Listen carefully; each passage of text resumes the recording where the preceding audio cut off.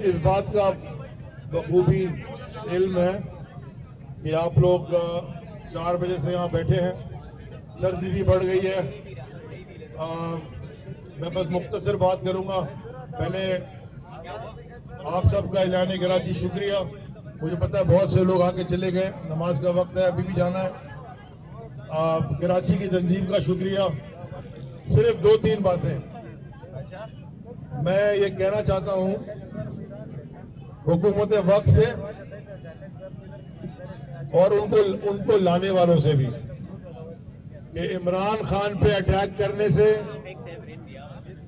तहरीक इंसाफ के बारे में झूठ बोलने से, हमारी लीडरशिप को डरा धमका के अरेस्ट करके जैसे फवाद चौधरी को किया है, जैसे फारूक हबीब पे एफआईआर कटी है, जैसे आजम स्वाति साहब के साथ किया, जैसे शहबाज गिल के साथ किया और जैसे खान साहब के ऊपर कातिलाना हमला किया गया, ये सारी चीजें करने से पाकिस्तान की मईशत ठीक नहीं होने लगी। आप में अगर ताकत है, आप इलेक्शन करवाएं, कौम से मैंडेट ले लें, फिर आपको मईशत ठीक करने का मौका मिल जाएगा। आज आप बगैर मैंडेट के बैठे हैं। कौम सारी इमरान खान के साथ खड़ी हो चुकी है,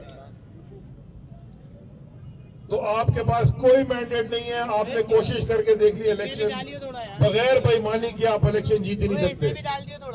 जो बल्दियाती इलेक्शन कराची ने देखा, अगर वो इलेक्शन था तो पीपल्स पार्टी को कौन यहां वोट देगा? जब पीपल्स पार्टी ने काम क्या किया 15 साल में यहां, यानी कि 15 साल के बाद क्या दिखा रहे हैं वो जी हमारे पास बसें आ गई, उनके वजीर बस में बढ़ गए। सारी दुनिया में हमने देखा बसें आती हैं, बसें जाती हैं, कोई वजीर नहीं चढ़ा होता बसों में।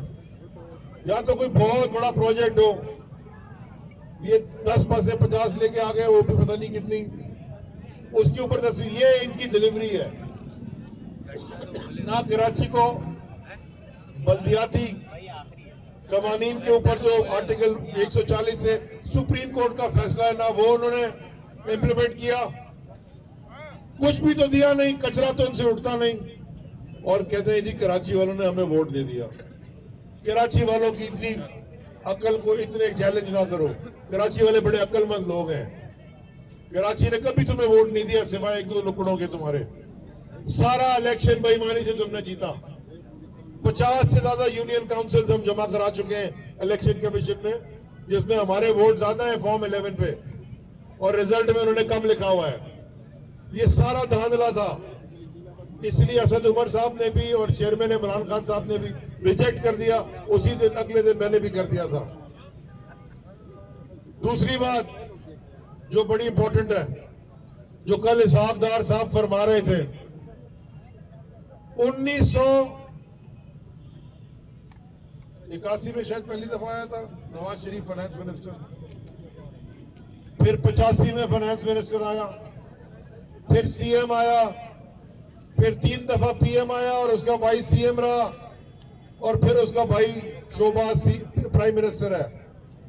80 की दिहाई से लेके आज तक जितना माशी बेड़ा गर्क किया तुमने और इस आसदारी ने मिलकर किया, और बैठ के तुम सारा बलवा डाल लेते हम पे। जब हमारे जमाने में तो ग्रोथ भी थी, नौकरियां भी थी, गैस की कीमत भी कम थी, बिजली की कीमत भी कम थी, पेट्रोल की कीमत दुनिया में बहुत में 110 पे थी और यहाँ फिर भी कम थी, डॉलर का रेट भी ठीक था। सारी तबाही तुमने की है, क्योंकि तुम्हें ना कोई पता है क्या करना, ना कोई तुम्हारा स्ट्रेटेजिक प्लान है, ना तुम्हारे पास कोई आगे के कल क्या करना है, परसों क्या करना। IMF को तो नहीं देख ली के मुक्के दिखा रहे थे टीवी में बैठ के, अब गए उधर जूते चाट के घुटने टेक के उधर पहुंच गए हो।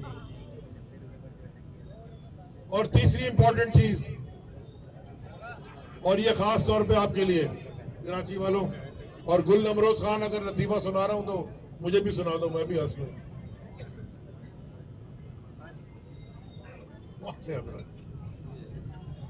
देखें कल खान साहब ने कल एक बहुत बड़ी बात कर दी है। उन्होंने ये कहा है कि आसिफ जरदारी ने कोई असैसिन जाहिर किए हैं, हिटमैन जिसे कहते हैं बाहर से, और पाकिस्तान के कुछ लोग भी उसमें मुलव्विस हैं और वो प्लान बना रहे हैं खुदा ना खास्ता चेयरमैन इमरान खान को के ऊपर एक और कातिलाना हमला करने का। एक कातिलाना हमला हो चुका है, अल्लाह की जात बड़ी है, अल्लाह ने उनको नई जिंदगी दी।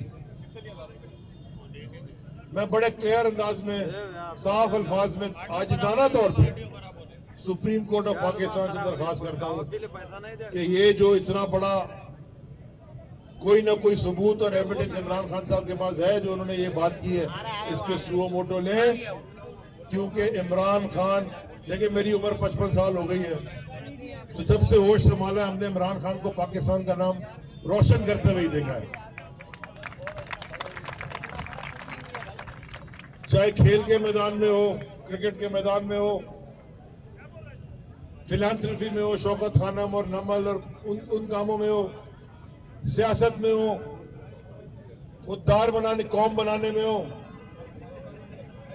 जो नामूस रिसालत का इशू उठाने में हो, कश्मीर के कॉज उठाने में हो, पूरी उम्मत मुस्लिमा का कॉज यूनाइटेड नेशंस के फ्लोर पे खड़े होकर उठाने में हो, हर चीज में इमरान खान ने पाकिस्तान का नाम फख्र से बुलंद किया है। हम चला गया भाई, हम और जो आज हुकूमत कर रहे हैं उन्होंने हमेशा हमारी नाम जमीन पर रगड़वाई है, बेइज्जती करवाई है। बीबीसी भी इनके ऊपर फिल्में बनाती रही है, आसिफ जरदारी के ऊपर फिल्म और शहीद बेनजीर भुट्टो पे फिल्म बनी थी, the princess and the playboy. Nawaz Sharif के अपार्टमेंट्स के ऊपर मूवियां बनी है, और इमरान खान पे जो मूवियां बनती हैं वो और हमारा सर फख्र से बुलंद कर देती है। इमरान खान हमारा नेशनल एसेट है।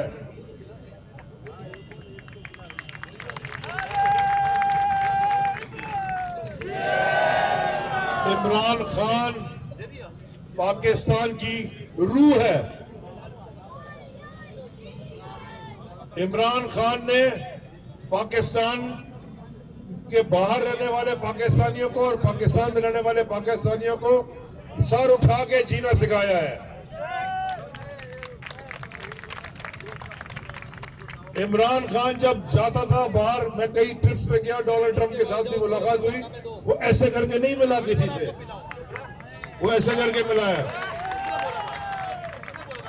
इमरान खान गुलाम माइंडसेट का आदमी नहीं है, आजाद आदमी है, आजाद सोच का आदमी है, और आपको भी आजाद सोच की तरकीब कर रहा है। तो इमरान खान जो हम कहते हैं हमारी रेड लाइन है, ये पीटीआई नहीं कह रही, ये पूरा मुल्क कह रहा है, और मुल्क के बाहर रहने वाले पाकिस्तानी भी कह रहे हैं, और बहुत सारे गैर मुल्की जो इमरान खान से मिले वो भी कह रहे हैं। तो अगर कोई फैसले अपनी अना में रह के, अपने गुरूर में रह के, अपनी एरोगेंस में रह के, अपनी सेल्फिशनेस में रह के अगर आपने कोई फैसले किए, और जो भी आपने फैसले किए अभी तक उससे पाकिस्तान का नुकसान हुआ है, अगर खुदा ना खास्ता इमरान खान पे कोई और हमला होता है, मैं आपको बता रहा हूं ये मुल्क सस्टेन नहीं कर सकेगा। जो रिएक्शन आएगा यहाँ पे, सिर्फ ये कहते हैं ना कि इमरान खान को अरेस्ट करने जा रहे हैं, तो ये मेरी इतनी जो बहनें बैठी हैं ये सारे गेट के बाहर अपने बच्चों को लेकर खड़ी होती हैं, और नौजवानों से ज्यादा सामने खड़ी होती हैं। जिस कौम के पास ऐसी माएं बहनें हो वो कौम पीछे नहीं रहती।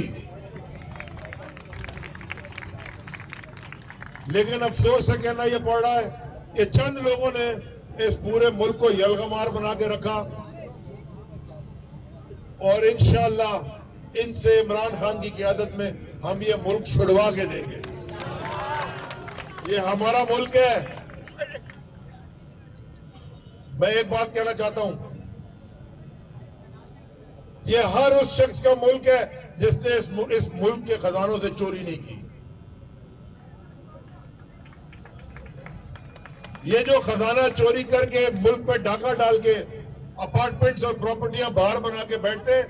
इनका इस मुल्क से कोई गर्ज नहीं है सिवाय इसके कि किस तरह इक़्तिदार में आए और लूट मार करें और पैसे कमा लें और हमारा खून चूस लें।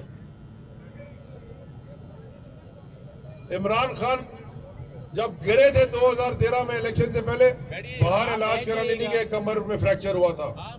इमरान खान को गोलियां लगी, बाहर इलाज कराने नहीं गए, यही है। इनको खांसी आती है तो प्राइवेट जेट में बाहर जाते हैं। ये लोग, इनका पाकिस्तान से कोई लेना देना नहीं है सिवाय इसके कि पाकिस्तान को ये समझते गोल्ड माइन है और इसमें लूटे जाओ। अब वक्त आ गया है कि इनका हिसाब होना चाहिए और मुझे डर उस वक्त का है, ये ना हो कि इनका एहतजाज सड़कों पे होना, इनका एहतसाब सड़कों पे करना शुरू कर दे कौम। और ये दुनिया की तारीख में देखा गया है। शाबाश अमजद, ये अमजद आफरीदी,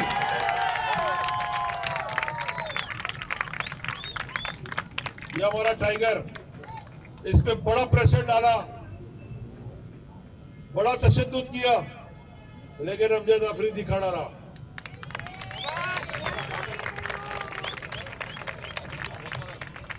खड़े तो मैं और सैफ भी थे, लेकिन वहां से जब गोलियां चलने लगी हमने कहा अब ये दीवार छोटी है।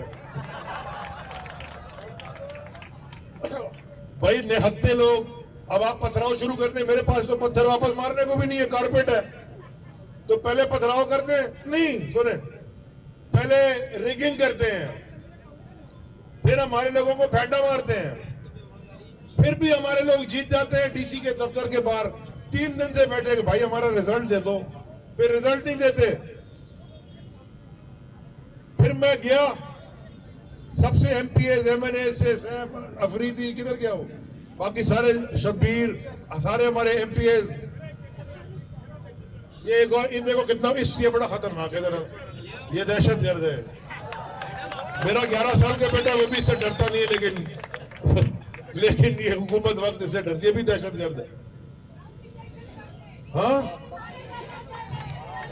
वो कहते हैं, अंग्रेजी का मुहावरा है, one man's freedom fighter is another man's terrorist. हम अपनी आजादी की जंग लड़ रहे हैं। हमने ना कोई पत्थर मारे, ना कोई गोली मारी, ना हमारी ये तरबियत है, ना हम ये काम करते हैं। हम पे हुआ अटैक, मीडिया के मेरे यहाँ भाई खड़े, 3-4 के सर फट गए, हमने उनको बाहर निकाला, जान बचाई, कैमरे टूट गए, अपने वर्कर्स को निकाला। फिर हमें फोन आया कि जी वो तो असला लेके आ गए बाहर 3-4 वीगोज में बैठ के। फिर हमने कहा मेरे ख्याल में बेहतर है कि हम भी खिड़की से निकल जाएं। फिटनेस का आपको मेरी पता चल गया, फिटनेस ठीक है। ये समझ रहे थे वीडियो वायरल करके जो पता नहीं क्या कर लेंगे, और मैं हंस के पास, मैं हंसता रहा, मेरा पेट दर्द करके हंस रहा था मैं, ये क्या कर रहे हैं। क्योंकि इससे पहले हमें पता है, इससे पहले की वीडियो सारी टीवी पे चल गई है, हमारे पास पड़ी हुई है। तो देखें, जब इंसान सच पे खड़ा होता है, जो इसमें ऊपर अटैक आएगा वो इंसान को और आगे ले जाता है। आज सुबह टीवी खोलो, रात को टीवी बंद करो, सारे वुज़रा, सारे हुकूमत के स्पोक्स पर्सन कोई सोल्यूशन नहीं दे रहा पाकिस्तान का। ये नहीं बता रहे कि गैस नहीं है घर में तो कैसे हम क्या कर रहे हैं, ये नहीं बता रहे कि जनाब महंगाई को कैसे कंट्रोल करना है, ये नहीं बता रहे कि तालीम कैसे बेहतर करनी है। क्या बता रहे हैं? इमरान खान ये, इमरान खान, इमरान खान ये, इमरान खान हो। अरे इमरान फोबिया हो गया तुम लोगों को। सारा दिन जो मर्जी पाकिस्तान में खुद सारे चोरियां करें, उनसे पूछे यार आप तो रंगे हाथ तो पकड़े गए चोरी करते हुए, ये क्या किया? बोले इमरान खान ये। अरे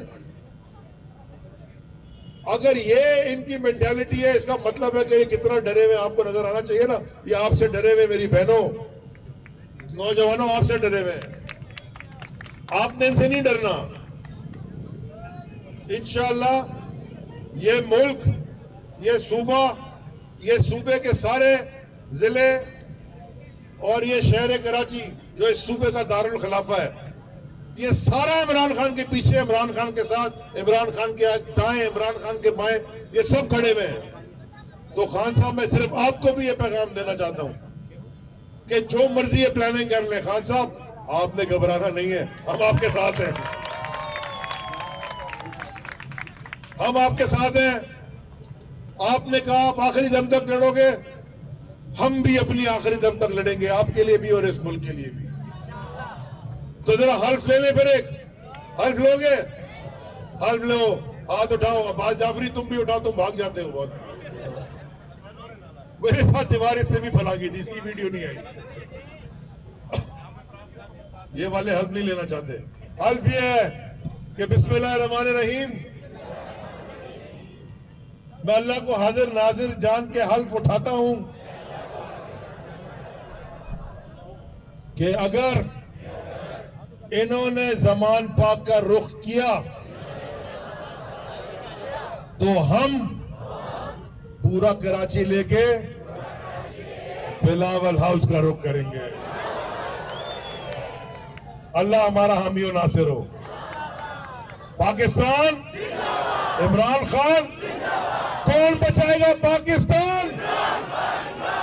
इंपोर्टेड हुकूमत, चोरों की हुकूमत, डाकू की हुकूमत, सरकारी की गद्दारी। शाबाश। आपने आखिरी लाइन, घबराना